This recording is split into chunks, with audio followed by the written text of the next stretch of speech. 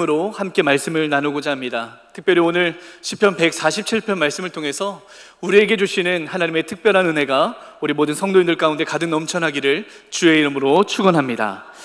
오늘 시편 기자를 시작하며 시편 기자가 본문 첫 번째로 권면하고 있는 내용은 무엇인가? 우리 1절 말씀 함께 읽어보겠습니다. 할렐루야, 우리 하나님을 찬양하는 일이 선함이요 찬송하는 일이 아름답고 마땅하도다. 제일 먼저 할렐루야로 고백하고 있습니다. 우리가 예배를 드릴 때도 이 할렐루야에 대한 고백이 참 많이 등장합니다. 여러분, 그러면 이 우리가 많이 이렇게 표현하는 할렐루야라고 하는 것은 어떤 의미를 담고 있느냐? 화면을 보시면요, 이 할렐루야의 뜻 함께 읽어보겠습니다. 너희는 하나님을 찬양하라. 할렐루야. 우리 모두는 하나님을 찬양해야 되는 줄 믿습니다. 근데 여러분, 이 할렐루야의 어원의 뜻을 살펴보면요, 이 안에는 힘껏, 강렬하게, 또 계속하여 라고 하는 뜻도 담겨 있습니다. 우리가 하나님을 찬양하는 것이요, 힘껏, 강렬하게, 또 계속해서 지속적으로 찬양해야 된다라는 것입니다. 이러한 의미를 살펴서 우리가 다시 한번 추가해서 이 할렐루야의 의미를 다시 한번 읽어보겠습니다. 함께 읽겠습니다. 너희는 계속하여 더욱 강렬하게 여호와를 찬양하라. 할렐루야. 오늘 하나님을 찬양하는 우리 모두가 힘껏 강렬하게 계속하여 찬양하는 은혜가 우리 모두에게 있어지기를 주의 이름으로 축복합니다. 오늘 시편 기자는 고백합니다. 할렐루야에 이어서 하나님을 찬양하는 것이 우리 가운데 어떤 은혜가 있는가 말하는데, 우리가 방금 읽었던 1절 말씀을 보면요, 하나님을 찬양하는 것이 선하고 아름답고 마땅하다라고 말씀하고 있습니다. 오늘도 하나님을 찬양하는 것이 하나님 앞에 선한 일이고 하나님이 보시기에 아름다운 일이며 또 하나님의 자녀로서 우리가 마땅히 당연하게 해야 될 일인 줄 믿습니다. 그런데 우리의 살아가는 삶을 돌아보면요, 때로는 이유와 목적을 찾을 때가 있습니다. 내가 그냥 하라고 하니까 하는 것도 있지만, 또 때로는 내가 왜 해야 되지? 내가 이것을 왜 해야 될까라고 하는 의문을 제기할 때가 있습니다. 이유와 목적이 분명하지 않으면 그러한 질문을 하게 됩니다. 예를 들어 자녀들이 학교를 다니면서 공부를 합니다. 근데 어느 날 자녀가 이제 부모에게 질문하는 겁니다. 엄마, 내가 도대체 왜 공부해야 돼요? 뭐라고 대답해 주시겠습니까? 다 먹고 살기 위해서 필요한 거고 나중에 좋은 직장 가서 열심히 돈 벌어야지, 이렇게 대답해 주시겠습니까? 또는 내가 너한테 투자한 게 얼만데 잔말 말고 열심히 해, 이렇게 하시는 부모님도 있을 수 있고요. 엄마가 하라면 해야지, 어디서 말대꾸야? 엄마는 옛날에 말이야 하면서 옛날 얘기를 또 꺼내시는 부모님들도 있을 수 있습니다. 저도 초등학교 4학년짜리 딸을 키우고 있습니다. 근데 이 딸 아이와 엄마가 때로 저녁 때 언쟁을 벌일 때가 있습니다. 주로 왜 그러냐 하면 수학 문제집을 풀어야 될 때, 수학 문제집을 풀다가 자기가 도대체 이걸 왜 해야 될까라는 생각이 들었을 때, 아니 도대체 이걸 내가 왜 해야 되냐고, 왜? 하면서 혼자 짜증을 부립니다. 그럼 엄마가 뭐라고 이야기하냐면 다 살아가면서 필요한 거야, 얼른 해. 그 이 딸이 또 반대로 이야기합니다. 아빠는 이런 거 몰라도 잘 살잖아. 이해가 되시죠? 예? 몇 문제를 저한테 풀라고 준 적이 있었는데 제가 못 풀어줬거든요. 그러니까 아빠는 열심히 이제 무시하더라고요. 그 아내가 지그시 저를 쳐다봤다가 아빠는 아빠고 너는 너야, 해, 이렇게 또 이제 강하게 얘기할 때가 있습니다. 저는 그냥 아무 말도 안 하고 그냥 옆에 있었거든요. 근데 그냥 의문의 일패를 당하고야 말았습니다. 여러분, 이 초등학교 4학년짜리도요, 자신이 해야 될 이유와 목적이 필요합니다. 내가 이것을 왜 해야 돼? 라고 하는 그 질문 앞에서 분명한 이유와 목적이 생기면 공부하지 말라고 해도 하게 됩니다. 예배도 마찬가지죠. 하나님을 예배해야 되는 이유와 목적이 분명한 사람과 이유와 목적이 분명하지 않은 사람과의 차이가 있습니다. 목적이 분명하지 않으면 억지로 끌려 나와서 아침 일찍부터 늦게까지 예배 시간 내내 졸다가 집에 갑니다. 아우, 또 주일이야 하면서 짜증 섞인 말투로 또 주일을 맞이할 수가 있습니다. 반대로 하나님을 예배하는 이유와 목적이 분명한 사람들은요, 일주일의 시간 동안 주일을 손꼽아 기다립니다. 이 주일을 하나님 앞에 온전하게 드리기 위해서 한 주 동안 나의 몸과 나의 생각과 마음을 정결하게 준비하는 겁니다. 그리고 주일이 되었을 때 아침 일찍 깨끗하게 씻고 아름다운 옷을 입고 주님의 성전 안으로 달려나와서 기쁨과 감사의 예배를 드릴 수 있다라는 것입니다. 이것이 바로 이유와 목적이 분명한 사람과 또 분명하지 않은 사람과의 차이점입니다. 바라기는 오늘의 말씀을 통해서 하나님을 찬양하는 이유와 목적이 분명하게 세워지는 우리 모든 남북가족들 되기를 주의 이름으로 축원합니다. 오늘 시편 147편을 기록한 기자는요, 이름이 기록되어 있지 않습니다. 작자 미상이라고 성경에 보시면 그렇게 쓰여져 있습니다. 이름도 나오지 않고요, 이 시대적 배경은 또 명확하게 기록되어 있지는 않습니다. 다만 우리가 오늘의 본문을 통해서 힌트를 얻을 수 있는 구절이 있는데요, 자, 본문 2절 말씀 우리 함께 읽어보도록 하겠습니다. 여호와께서 예루살렘을 세우시며 이스라엘의 흩어진 자들을 모으시며, 예루살렘을 세우시며 이스라엘의 흩어진 자들을 모으신다. 여러분, 이 구절은요, 포로기 이후에 이스라엘의 역사적 배경을 생각해 볼 수 있게 합니다. 이스라엘이 바벨론의 침공에 의해서 바벨론의 포로로 끌려갔습니다. 바벨론의 포로로 끌려간 이스라엘 백성들이 있었고요, 또 이곳저곳에 흩어져서 정말 너무나 비참한 삶을 살아야 되는 이스라엘 민족들의 삶의 모습이 담겨 있었습니다. 그런데 오늘의 말씀을 보니까요, 예루살렘을 세우시고 이스라엘의 흩어진 자들을 모으시는 하나님으로 고백합니다. 결국 모든 포로기 생활을 마치고 다시 예루살렘으로 돌아온 이스라엘의 그 예루살렘을 세우게 하신 하나님, 성전과 성벽을 재건하게 하시고 흩어진 자들이 다시 주님 성전 안으로 모일 수 있도록 하신 하나님. 그래서 역사학자들은요, 오늘의 이 본문을 포로기 이후에 쓰여진 것으로 함께 보고 있습니다. 그래서 우리 성도님들도 이와 같은 배경을 이해하시면서 오늘 찬양의 이유에 대해서 함께 살펴보고자 합니다. 하나님을 찬양해야 될 이유는 무엇이냐? 본문 3절 말씀 함께 읽어보겠습니다. 상심한 자들을 고치시며 그들의 상처를 싸매시는도다. 하나님은 상심한 자를 고치십니다. 믿으십니까? 이 상심한 자들이라고 하는 것은요, 마음이 깨져서 조각난 자들이라고 하는 뜻을 갖고 있습니다. 마음이 깨져버린 거예요. 마음이 깨져서 조각났다라고 하는 것은 굉장히 마음에 고통스러운 상황, 마음이 불안한 상황에 놓여있는 사람을 비유하고 있는 것입니다. 설거지를 하시다가 유리 접시를 깨트려 보신 적 있으시죠? 없다고 하면 안 해보신 겁니다. 자, 여러분, 유리 접시를 깨트린 적이 있습니다. 그런데 이 깨진 유리 접시를 어떻게 해야 됩니까? 내 사랑하는 접시 하면서 다시 모아서 막 이렇게 순간적재로 다시 붙여서 사용하시겠습니까? 아니죠. 보통은 이것을 안전하게 버립니다. 그리고 바닥에 튀었을까봐 또 청소기도 돌리고 걸레질도 하고 테이프로 다시 한번 바닥을 깨끗하게 정리를 하는 것이 일반적입니다. 여러분, 이렇게 유리 접시가 와장창 깨져버린 것처럼 상심했다는 것은요, 우리의 마음이 깨져버렸다는 거예요. 유리가 깨졌듯이 우리의 마음이 너무나 고통스러워서 깨져버린 상처난 상태에 있는 것을 오늘의 말씀에서 비유로 표현해주고 있는 것입니다. 그러나 이스라엘 백성들은 이런 상심한 상황이 있었지만, 마음이 깨져버린 상황, 바벨론의 포로로 끌려갔다 와서 고통스러운 상황들이 있었지만, 그러나 우리 하나님이 어떤 하나님이라고 고백합니까? 상처를 싸매주시는 하나님. 할렐루야. 우리 하나님은 우리의 조각난 마음을 감싸주시고 싸매주시는 하나님인 줄 믿습니다. 우리의 상처를 보시면서 아프겠구나 생각만 하시는 분이 아니라 우리의 아픈 부분을 붕대로 감싸주시듯이 우리의 상처난 곳을 포근하게 안아주시는, 우리를 안아주시며 위로하시는 그러한 신실한 하나님인 줄 믿습니다. 이것이 얼마나 큰 위로가 됩니까? 누구도 알아줄 수 없는 깨진 나의 상처난 마음, 그런 마음을 아시는 하나님이 나를 안아주시는데, 완전한 회복, 완전한 치유의 하나님께서 나를 감싸신다는 것이 더 큰 은혜인 줄 믿습니다.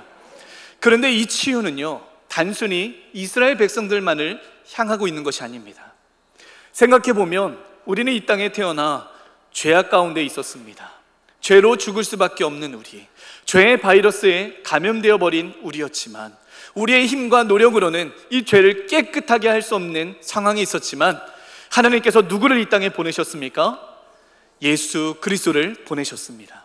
그 예수 그리스도께서 우리의 죄를 대신해 십자가에 못 박혀 죽으시고 다시 부활하신 줄 믿습니다.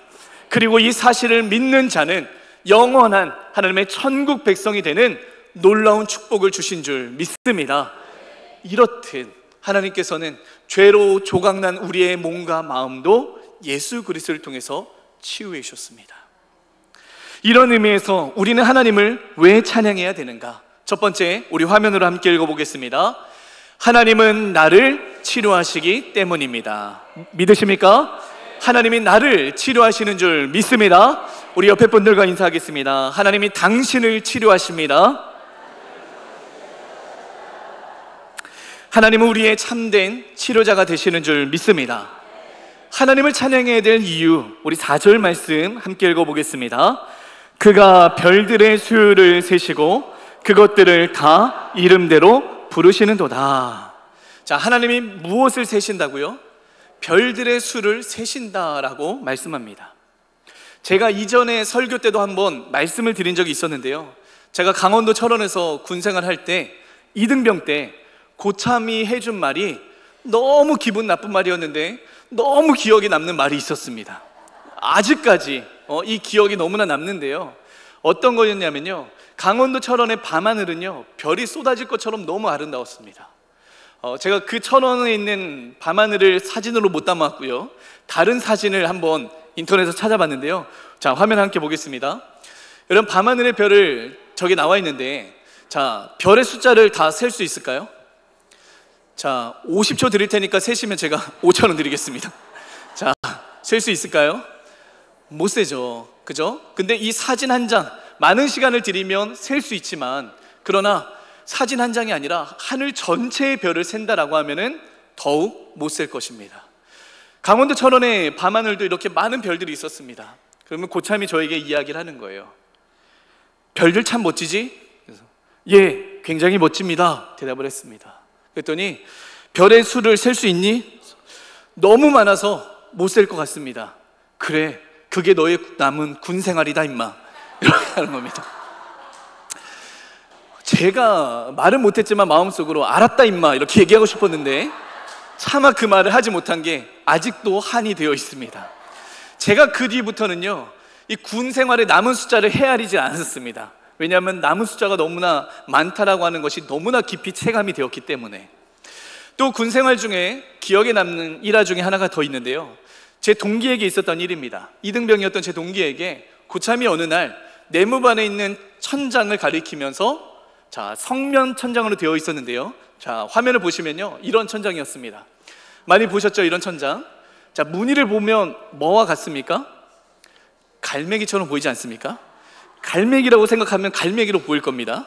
자, 이 갈매기 그림이 되어 있는데요, 이제 이 고참이 제 동기에게 너 오늘 저녁 때까지 내무반에 있는 갈매기들 다 세서 나한테 보고해, 이 이야기를 한 겁니다. 요즘 이렇게 하면 난리가 나거든요. 근데 옛날에는 그것이 가능했습니다. 그래서 제 동기가 하루 종일 천장을 보면서 셌어요.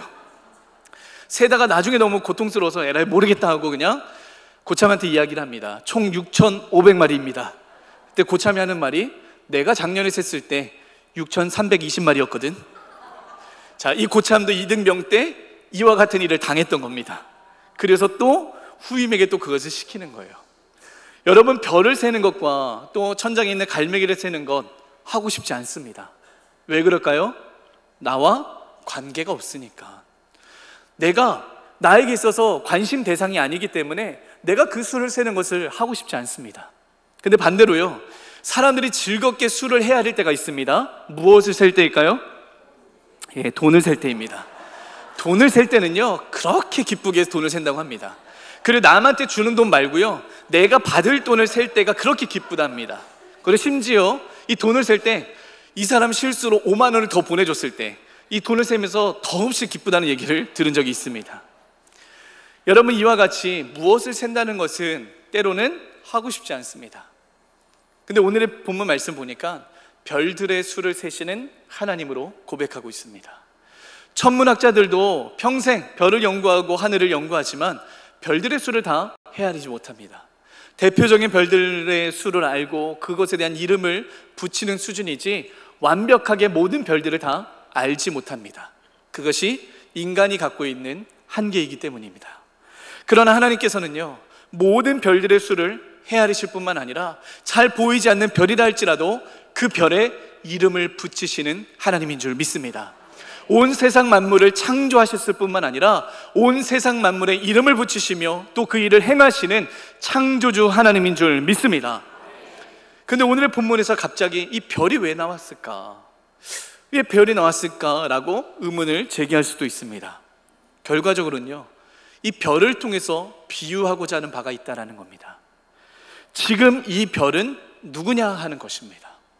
하늘에 떠 있는 별을 의미하기도 합니다. 그런데 이 땅을 살아가는 수많은 하나님이 만든 창조물들, 우리 한 사람 한 사람이 바로 하늘에 떠 있는 별과 같이, 이름 없어 보이는 별과 같이 살아가지만 하나님은 그러한 우리의 이름을 아시고 기억해 주시는 줄 믿습니다. 시편 139편 2절 3절에서는 이렇게 말씀해 주고 있습니다. 함께 읽겠습니다. 주께서 내가 앉고 일어섬을 아시고 멀리서도 나의 생각을 밝히 아시오며 나의 모든 길과 내가 눕는 것을 살펴보셨으므로 나의 모든 행위를 익히 아시오니. 하나님은 이름 없는 별과 같은 나를 아십니다. 저 빨간 글씨만 보면 아시고 아시오며 아시오니. 누가 우리를 아신다고요? 하나님이 아신다라는 거예요. 이름만 아실 뿐만 아니라 우리의 인생을 아시고 우리가 나아가야 될 삶의 방향을 아시는 분이 우리를 창조하신 하나님 아버지인 줄 믿습니다. 우리가 살아가며 사람에게 서운해질 때가 있습니다. 대표적으로 언제 서운하냐면요, 나는 이 사람을 정말 좋아하고 또 이 사람을 많이 존경했다고 생각했는데 어느 날 이 사람과 만났는데 나는 반갑게 인사했는데 이 사람이 근데 이름이 뭐였죠? 라고 하는 질문을 나에게 한다고 한다면 너무 실망스럽습니다. 서운해집니다. 뒤돌아서 연락처에서 이름을 삭제하게 됩니다. 그죠? 너무나 서운한 거예요. 나는 이 사람을 너무나 친근하다고 생각했는데 이 사람은 나를 잃어버렸다고 한다면 서운합니다. 사람은요, 잊어버립니다. 근데 하나님은요, 잊지 않으신다라는 거예요. 무수히 많은 별들이 떠 있지만, 보잘것없는 별도 있지만, 그러나 하나님은 우리의 이름을 기억하시고 분명히 우리의 삶을 아시는 하나님인 줄 믿습니다. 요한복음 10장에서 예수님이 이렇게 말씀하셨습니다. 나는 선한 목자라. 내가 내 양을 알고. 하나님은 우리를 아신다라고 분명하게 지속적으로 성경은 우리에게 말씀해주고 있습니다. 비록 사람들이 나를 기억해주지 못한다 할지라도 가장 완전하신 하나님이 나를 아시고 나의 삶을 이끌어가 주시는 줄 믿습니다. 그런 의미에서 우리가 하나님을 왜 찬양해야 되는가? 자, 두 번째 화면으로 함께 읽어보겠습니다. 하나님은 나를 아시기 때문입니다. 아멘. 우리 옆에 분들과 인사하겠습니다. 하나님이 당신을 아십니다. 하나님은 오늘도 우리의 이름을 아시고 우리의 형편을 아시는 하나님인 줄 믿습니다. 이어서 하나님을 찬양해야 될 이유는 또 무엇인가? 8절 상반절 말씀 함께 읽어보겠습니다. 그가 구름으로 하늘을 덮으시며 땅을 위하여 비를 준비하시며. 자, 본문은 말씀합니다. 땅을 위하여 하나님이 무엇을 준비하신다고요? 비를 준비하신다. 자, 이런 생각이 듭니다. 저도 말씀을 읽으면서 들었던 생각인데요, 왜 굳이 비를 준비하시지? 돈을 준비해 주시거나 먹을 것 준비해 주시거나 내 삶의 진로를 준비해 주시는 것이 더 와닿을 것 같은데 왜 비로 이야기를 하시지? 라고 생각이 들기도 했습니다. 근데 비를 준비하시는 이유에 대해서요, 오늘의 본문에서 그 답을 말씀해 주고 있는데 8절 9절 말씀 함께 확인해 보겠습니다. 산의 풀이 자라게 하시며 들짐승과 우는 까마귀 새끼에게 먹을 것을 주시는도다. 하나님이 비를 준비하시고 땅에 비를 내리시는데 그 비로 산에 풀이 자라게 하십니다. 그리고 그 산에 풀이 자라게 할 뿐만 아니라 들짐승과 까마귀 새끼에게 먹을 것을 주시는 분이시다라고 말씀해 주고 있습니다. 먼저 이 풀이라고 하는 것은요, 히브리어로 하치르라고 하는 단어입니다. 이 풀은요, 꽃이 아닙니다. 그냥 이름 없는 풀들, 오늘 그냥 낮에 폈다가 그냥 저녁 때 시들어 없어져 버릴 수 있는, 사람들의 발에 밟혀서 죽이더라도 아무렇지도 않은 가치 없는 풀들, 그것이 바로 하치르, 지금 읽은 말씀에 나오는 풀입니다. 여러분, 이 풀은요, 내가 이 풀을 키우기 위해서 물을 주거나 엄청 정성껏 가꾸지 않습니다. 풀이기 때문에 그냥 놔둬버립니다. 아니면 뽑아서 그냥 던져버립니다. 근데 하나님이 비를 주시는 이유가 이 들의 풀을 위해서, 오늘 그냥 말라 죽어버릴 수도 있는 풀이지만 그 풀을 위해서 공급자가 되신다라고 말씀해주고 있습니다. 또한 하나님께서 들짐승과 우는 까마귀 새끼에게 먹을 것을 주신다 말씀하는데요, 먼저 이 들짐승은요, 빼마라고 하는 히브리어입니다. 육축, 가축을 의미하기도 하지만 본절에서는 인간의 보호나 공급을 받을 수 없는 야생 동물들을 의미합니다. 야생에서 그냥 산에서 사람들의 손이 닿지 않는 곳에 있는 짐승들, 하나님은 그러한 인간이 돌보지 못하는 짐승을 하나님이 돌보신다라고 말씀하고 있습니다. 게다가 이 까마귀 새끼가 등장하는데요, 왜 굳이 까마귀를 이야기하는가? 유대인들에게 이 까마귀라고 하는 새는요, 부정적인 새 중에 하나였습니다. 게다가 유대인들의 우화를 보면요, 까마귀가 새끼를 이렇게 이제 태어나게 한 다음에는요, 나중에 이 새끼가 태어난 다음에는 이거를 그냥 버려두고 떠나버린다고 합니다. 어미가 새끼를 끝까지 돌보는 것이 아니라 나중에는 떠나버린다는 거예요. 결국 우리가 지금 읽은 말씀을 보면 까마귀 새끼가 어떻게 한다고요? 울고 있다고 이야기하죠. 우는 까마귀 새끼에게 먹을 것을 준다. 어미도 떠나버리고 아빠도 떠나버린 그 까마귀 새끼, 홀로 남겨진 까마귀 새끼를 하나님이 돌보신다라고 말씀해주고 있습니다. 우리 하나님은 아무 의미 없는, 무가치해 보이는 들의 풀을 위해서 비를 주시고요, 또한 사람들이 돌보지 못하는, 의지할 것 없는 들짐승과 까마귀 새끼를 위해서도 먹을 것을 공급해 주시는 하나님이십니다. 생태계가 이렇게 자연스럽게 돌아가는 것처럼 보이지만 오늘의 말씀을 보니까 모든 만물에 누가 개입되어 있습니까? 하나님이 개입되어 있다는 거예요. 하나님이 직접 돌보고 계시고 공급해 주고 있다라는 것을 말씀해 주고 있습니다. 그런데 여러분, 우리가 방금 나눴던 들의 풀과 들짐승과 까마귀 새끼를 비유로 말씀드렸지만 이 모습들이 누구와 많이 닮아 있습니까? 저는 저와 많이 닮아 있다라는 생각이 들었습니다. 우리 성도님들은 유명한 분이십니까? 저는 유명하지 않습니다. 제가 만약 오늘 이 세상을 떠난다고 한다면 뉴스에 제 이름이 안 나옵니다. 제 사진도 안 나옵니다. 저는요, 되게 그냥 무명인인 거예요. 그냥 풀과 같은 그러한 존재처럼 여겨지는 수많은 사람들 중에 한 사람입니다. 우리 성도님들은 살아오시면서 많은 사랑을 받으며 살아오셨습니까? 또 그 사랑을 받고 그 사랑을 주며 살아오신 분들도 있지만 반대로 사랑을 받지 못한 분들도 있습니다. 내가 무엇을 해야만 칭찬받고 또 그래야지만 인정받는 삶을 살아온 분들도 있습니다. 마치 들짐승과 외로운 까마귀 새끼처럼 그 외로움이 바로 우리의 외로움일 수도 있다라는 것입니다. 그래서 오늘 시편 기자가 비유로 들고 있는 풀과 들짐승과 까마귀 새끼는요, 어쩌면 우리를 이야기하고 있는 것입니다. 우리 또한 이 험난한 세상을 살아가는데 내 힘으로 살아가는 것 같지만 결국 누가 나를 돌보고 있습니까? 하나님이 나를 돌보고 계시는 줄 믿습니다. 내가 내 노력으로 열심히 여기까지 살아온 것 같지만 실제는 하나님이 나를 여기까지 인도하셨습니다. 할렐루야. 그리고 그 하나님이 지금도 나를 인도해 주시고 앞으로도 인도해 주심을 믿을 수 있기를 바랍니다. 이런 의미에서 우리는 하나님을 왜 찬양해야 되는가? 화면으로 세 번째 함께 읽어보겠습니다. 하나님은 나를 돌보시기 때문입니다. 아멘. 옆 사람과 또 인사하겠습니다. 하나님이 당신을 돌보십니다. 하나님은 우리를 돌보시는 하나님인 줄 믿습니다. 끝으로 하나님을 찬양해야 되는 이유는 무엇인가? 우리 8절 상반절 다시 한번 읽어보겠습니다. 그가 구름으로 하늘을 덮으시며 땅을 위하여 비를 준비하시며. 자, 비라고 하는 것은요, 생명력을 의미합니다. 메마른 땅 위에 식물과 동물이 생명력을 얻기 위해서 필요한 것이 비라는 것입니다. 그래서 하나님은 이 땅을 살아가는 우리 모두를 위해서 비를 준비하시고 또 비를 내려주십니다.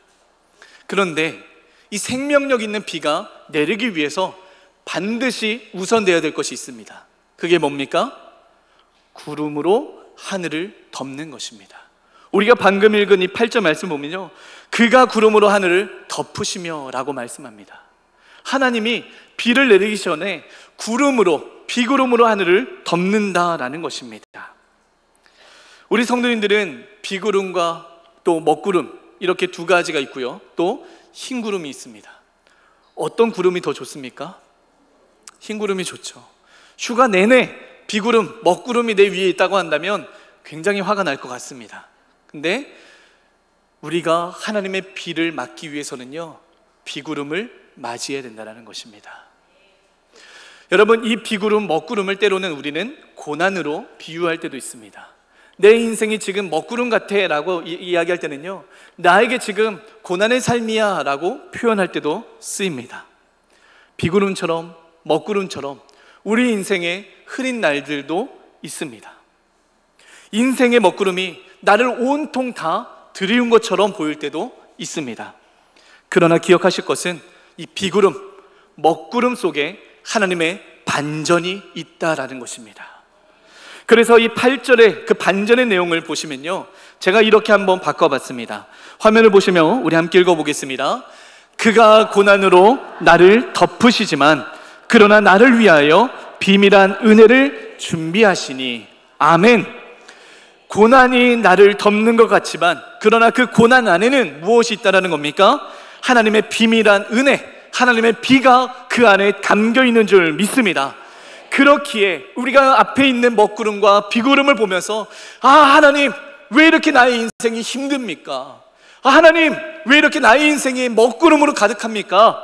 불평할 것이 아니라 비구름과 먹구름을 보면서, 하나님이 나를 위해 비를 준비하시는구나. 하나님이 나를 위한 축복의 반전을 준비하시는구나. 그래서 오히려 그 먹구름과 비구름을 바라보며 원망이 아니라 오히려 그 비를 맞을 준비를 할 수 있는 우리 모든 성도들 될 수 있기를 주의 이름으로 축원합니다. 그래서 비구름이 우리를 덮을 때 우리가 기억해야 될 말씀은 무엇이냐? 고린도후서 6장 2절에서 이렇게 말씀합니다. 함께 선포하며 읽겠습니다. 보라, 지금은 은혜 받을 만한 때요, 보라, 지금은 구원의 날이로다. 할렐루야. 비구름과 먹구름을 볼 때마다 우리가 해야 될 것은, 은혜가 시작되겠구나. 그래, 하나님의 은혜의 비가 이제 시작되는구나. 우리가 그런 마음을 가질 수 있기를 바랍니다. 인생의 먹구름 앞에 한 번 더 말씀을 기억하기 원하는 것은요, 로마서 8장 17절 말씀 함께 읽어보겠습니다. 생각하건대 현재의 고난은 장차 우리에게 나타날 영광과 비교할 수 없도다. 자, 밑에 있는 글도 읽어보겠습니다. 생각하건대 현재의 비구름은 장차 우리에게 나타날 은혜의 비와 비교할 수 없도다. 먹구름은 잠깐입니다. 그 잠깐의 고난이 우리 가운데 들어올 수 있지만 그것을 피하려고 노력하기보다 오히려 그 안으로 들어가서 하나님이 주시는 은혜의 단비를 맞이할 수 있는 우리 성도님들 될 수 있기를 소망합니다. 비구름 앞에 절망이 아닙니다. 비구름을 보며 우리가 원망할 것이 아닙니다. 우리는 하나님 앞에, 하나님 은혜의 비를 내려주세요 라고 우리는 그렇게 많이 기도하며 외치지만, 하나님이 그래서 비를 내려주시기 위해서 비구름으로 먼저 덮으시는데, 하나님 비구름 말고요 라고 하는 것이 우리의 모습인 것 같습니다. 반드시 비구름을 통해서 비가 내린다는 것을 기억하십시오. 그래서 그 비를 맞이할 수 있는 우리 성도님들 되기를 소망합니다. 그래서 비구름을 바라볼 때 우리가 해야 될 고백은 뭐냐? 오늘의 마지막 말씀입니다. 12절 말씀 함께 선포하며 읽겠습니다. 예루살렘아, 여호와를 찬송할지어다. 시온아, 내 하나님을 찬양할지어다. 아멘. 여기서 이 예루살렘과 시온이라고 하는 것은요, 이스라엘 백성들을 의인화해서 이렇게 고백하고 있는 내용입니다. 의인화했다는 것은요, 사람은 아니지만 사람을 견주어서 부르는 거예요. 사람으로 표현해서 예루살렘아, 시온아 라고 표현하고 있는 것입니다. 그래서 제가 이것을 좀 더 이해하기 쉽게 공식으로 화면으로 만들어 봤는데요, 화면을 보시면요, 예루살렘아 라고 하는 것은 시온을 의미하고요, 시온은 이스라엘 백성을 의미하고요, 이스라엘 백성은 무엇을 의미합니까? 하나님의 자녀들을 의미합니다. 그리고 그 하나님의 자녀들은 결국 누구입니까? 우리, 나, 여기 있는 우리 한 사람 한 사람이 바로 예루살렘이라는 것입니다. 그래서 예루살렘아 하나님을 찬양하라. 우리 아까도 찬양으로 고백했잖아요. 우리가 이유와 목적을 모르는 상태에서 부르는 고백이 아니라 내 영혼을 향한 명령입니다. 하나님의 자녀인 예루살렘, 내 영혼아 여호와를 찬양하자. 비구름이 있다 할지라도 여호와 하나님을 찬양하자라고 하는 이 고백이 우리 모두의 고백되기를 간절히 소망합니다. 그래서 하나님을 찬양해야 되는 마지막 네 번째 이유는 무엇이냐? 함께 읽어보겠습니다. 하나님은 나를 위해 비를 준비하시기 때문입니다. 하나님이 누구를 위해 비를 준비하십니까? 나를 위해서. 나를 위해서 하나님이 비구름을 통해서 비를 준비해 주신다는 겁니다. 하나님의 비를 흡족하게 받는 우리 모든 성도님들 될 수 있기를 소망합니다. 사랑하는 남북가족 여러분, 이미 먹구름이, 비구름이 가득 드리워져 있는 것 같은 인생을 살고 있는 분들이 혹시 계십니까? 가정 안에 비구름, 직장 안에 있는 비구름, 관계, 여러 가지 경제적인 문제에 비구름 앞에 고통스러운 분들이 계십니까? 여러분, 고난이라고 하는 것이 변장하고 찾아오는 축복이다 말하는 것처럼 이 비구름은요, 우리에게 은혜 주시기 원하시는 하나님의 놀라운 비밀이 그 안에 담겨 있는 줄 믿습니다. 그래서 우리가 아까 고백한 것처럼 내 영혼아 예루살렘아 그래도 여호와를 찬양하자. 왜? 비를 주시기 때문에, 내 인생에 비를 주시는 하나님이시기 때문에 우린 그 하나님을 찬양할 수 있기를 바랍니다. 바벨론의 포로로 끌려갔던 이스라엘 백성들이었습니다. 그들에게 있는 매일 같은 먹구름이었습니다. 빛이 보이지 않는 거예요. 여러분, 포로 생활이 얼마나 비참했겠습니까? 우리가 하나님의 선택받은 민족이라고 이야기하는데 바벨론 포로로 끌려가서 고통의 삶을 사는 겁니다.